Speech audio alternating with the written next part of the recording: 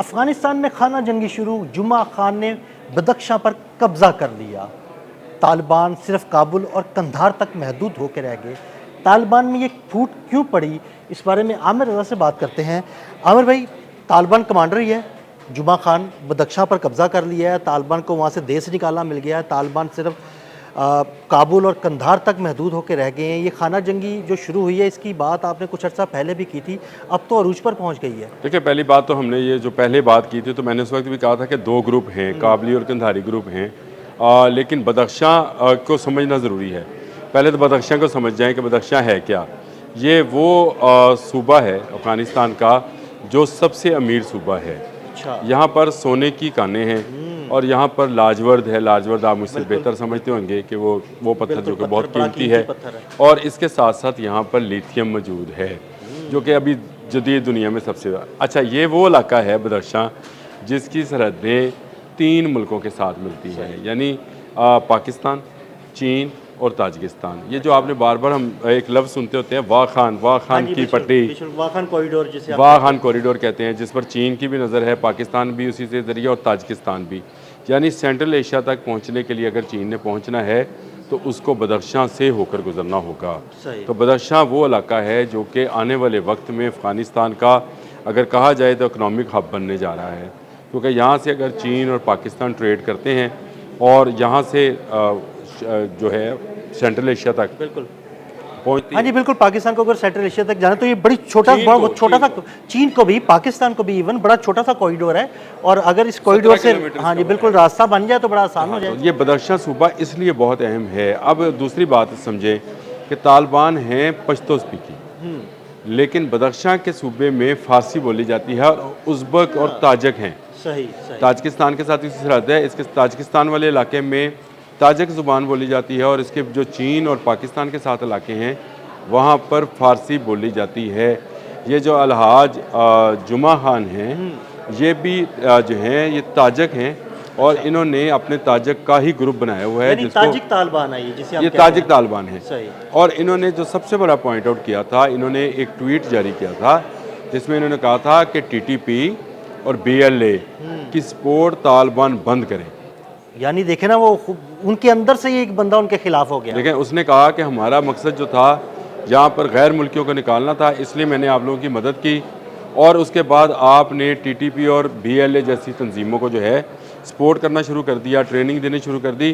तो मैं ना अपने रज़ाकार इसमें लगा सकता हूँ और ना मैं आपको लगाने दूँगा। लेकिन जो बैनुल-अक़वामी मीडिया जो है पोर्ट्रे कर रहा है कि असल मामला उस वक्त ख़राब हुआ जब तालिबान ने सोने की कानों पर कब्ज़ा करने की कोशिश की। यानी उन्होंने कोशिश की कि चोरी के रास्ते से सोना निकाला जाए और बदख्शां का सोना जो है फिर उसको काबुल और कंधार में जो है फ़रोख्त किया जाए। तो सोना चोरों को पकड़ने के लिए जुमा खान ने बगावत का ऐलान किया। ये बगावत इस हद तक बढ़ गई है कि ना सिर्फ जो है वहाँ के जो अस्करी विंग्स हैं वो इनके ख़िलाफ़ हो गए हैं, बल्कि जो अवाम है वो भी अब तालिबान के अगेंस्ट चली गई है। तालिबान को वहाँ से देश निकाला दे दिया गया है। ये कोई बैद नहीं कि बदख्शां अलहदगी का ऐलान कर दे। आमिर भाई, अगर बदख्शां अलहदगी का ऐलान कर देता है तो इसका मतलब है ये सूबा बिल्कुल अगर अलग हो गया तो पाकिस्तान और चाइना को तो बड़ा आसान कॉरिडोर मिल जाएगा। देखें, पहली बात तो यह है कि वस्ती एशिया रियासतों तक आसान कॉरिडोर मिलेगा। दूसरा जो सबसे बड़ा फ़ायदा होगा वो नेशनल रेजिस्टेंस फ्रंट को, हाँ जी बिल्कुल, जो ऑलरेडी तालिबान के खिलाफ लड़ रहे हैं, तो उनके लिए ये और एक बड़ी खबर होगी कि तालिबान का एक ऐसा ग्रुप जो कि बहुत मजबूत था, दौलतमंद था, यानी दौलत भी वहाँ पर मौजूद है और चीन जैसी तजारती जो है मईशत जो है वो उसका हिस्सा बनने जा रही है। पाकिस्तान जैसा एटमी कुव्वत जो है, इस्लामी कुव्वत है, उसकी सरहदें उसके साथ मिलती हैं। ताजिकिस्तान जैसा मुल्क जो कि गेटवे टू सेंट्रल एशिया है वो साथ शामिल होगा। तो ये एक बड़ा जो है ग्रुप बन सकता है। लेकिन अभी तालिबान को बदख्शां से हमेशा के लिए टाटा बाय बाय कर दिया गया है, इनको निकाल दिया गया है। अलहाज जुमा खान जो हैं वो इस वक्त मुकम्मल तौर पर काबज़ हैं और उन्होंने तालिबान की अमलदारी अमलन ख़त्म कर दी है वहाँ से। बिल्कुल। मैंने ये भी सुना है कि जो जुमा खान है उसने बाकायदा NRF से हाथ भी मिला लिया है। देखिए, NRF, मैंने आपसे पहले कहा कि NRF का इलाका भी इसी के साथ मिलता है, इसी इलाके के साथ ही मिलता है। देखिए, जब मैं इस पर रिसर्च कर रहा था कि जुमा खान क्या है तो उन्होंने वाज़िया तौर पे लिखा कि 4 मुल्कों के साथ सरहदें मिलती हैं। मैंने आपको 3 गिनवाए, चीन, पाकिस्तान और ताजिकिस्तान। यानी चौथा वो अफगानिस्तान के साथ कह रहे होंगे। अब आप सुने, आप समझे। यानी उसने अगर अपने आप को अलहदा कर लिया तो इसका मतलब इसका मतलब ये है कि चौथी सरहद जो है अफगानिस्तान के साथ मिलती है और अफगानिस्तान के उस इलाके के साथ मिलती है जो काबुल के करीब तरीन इलाका है और उस इलाके पर NRF बैठी हुई है। आपको पहाड़ी सिलसिले याद हैं? हाँ जी बिल्कुल। और मैं आपको ये पानशेर का इलाका है जहाँ, और जिसके बारे में मैं पहले भी बता चुका हूँ कि पानशेर ऐसा इलाका है जहाँ से निकलने वाला ज़मुर्द जो है दुनिया के कीमती तरीन पत्थरों में शुमार होता है। लेकिन इनके पास जो एक नई चीज़ निकली है वो लिथियम है। इस वक्त आपको पता है, बड़ी अब हर हमारा सुनने वाला, देखने वाला, जानने वाला जानता है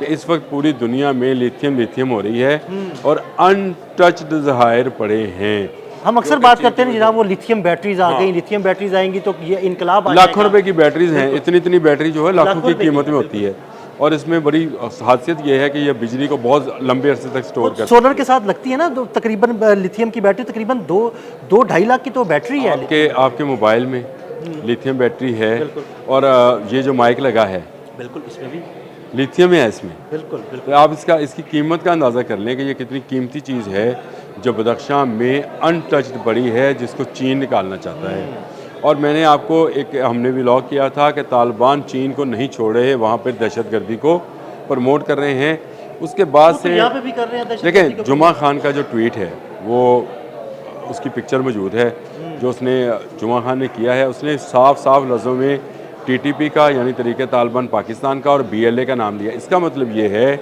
कि पाकिस्तान का हमदर्द पाकिस्तान के साथ आकर बैठ गया है। ये एक बफर जोन बन सकता है, एक ऐसा जोन बन सकता है जहाँ पर पाकिस्तान को प्रोटेक्शन मिल सकती है, क्योंकि पाकिस्तान को सबसे बड़ा ख़तरा अगर किसी से है इस वक्त तो वो तालिबान दहशतगर्दों से है, जो बलूचिस्तान में, जो खैबर पख्तूनख्वा में, पंजाब में, सिंध में, तमाम सूबों में, गिलगित बल्तिस्तान में, वहाँ पर भी दहशतगर्दी करते हैं। तो ये एक ऐसा बफर जोन बनेगा और जहाँ पर आसादाना और महफूज तरीन ट्रेड की जा सकती है।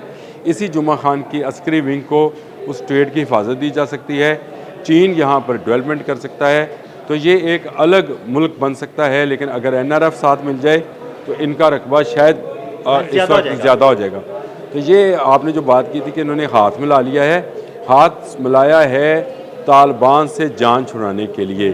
NRF भी यही कहती है कि मुल्क की तरक्की में अगर कोई राह में रुकावट है वो तो तालिबान है।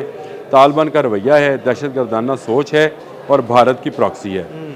अभी बदख्शां सूबा अगर अलग होता है तो इसका मतलब है NRF अपनी बैक साइड से मजबूत होगी, यानी उसके पीछे बदख्शां मौजूद है, आगे NRF का इलाका पानशेर है, वो मजबूत होगा तो वो ज़्यादा बेहतर तरीके से तालिबान के ख़िलाफ़ अटैक कर सकते हैं।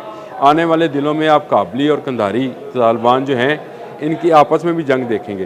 तो ये खाना जंगी आहिस्ता आहिस्ता बढ़ती हुई नज़र आती है।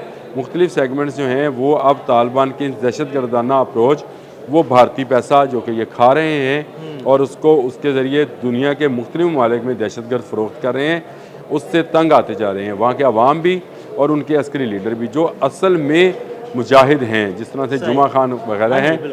ये बग़ैर किसी लालच के इनके साथ शामिल हुए थे ताकि पहले रशिया फिर अमेरिका इनको निकाला जाए, निकालना चाहते हैं। वो चाहते हैं अफ़गानिस्तान के लिए तरक्की करे। तो ये एक अहम डेवलपमेंट इस वक्त अफ़गानिस्तान में मौजूद है कि बदख्शां का सूबा जो है वो बिल्कुल अलहदगी के करीब पहुँच गया और अगर ये अलहदा हुआ तो पानशेर की वादी ऑटोमेटिकली जो है अफ़गानिस्तान से अलग हो जाएगी। तालिबान के पास कोई रास्ता नहीं बचेगा। इस वक्त भी कंधार और काबुल में 2 ग्रुप उनके आपस में दस्तो गिरबा हैं। इसके अलावा पाकिस्तान जो है वो भी दहशतगर्दों के ख़िलाफ़ अपनी कार्रवाइयाँ कर रहा है। तो हर तरफ से जब से इन्होंने मोदी के साथ हाथ मिलाया है इनके लिए कमज़ोरी ही कमज़ोरी। बहुत शुक्रिया आमिर भाई। आमिर भाई ने बड़ी तफसील के साथ इस सारे मामले पर रोशनी डाली। मज़ीद अपडेट्स के लिए मैं फॉलो करते रहें। अदील अहमद और आमिर रज़ा को इजाज़त दीजिएगा। अल्लाह हाफ़िज़।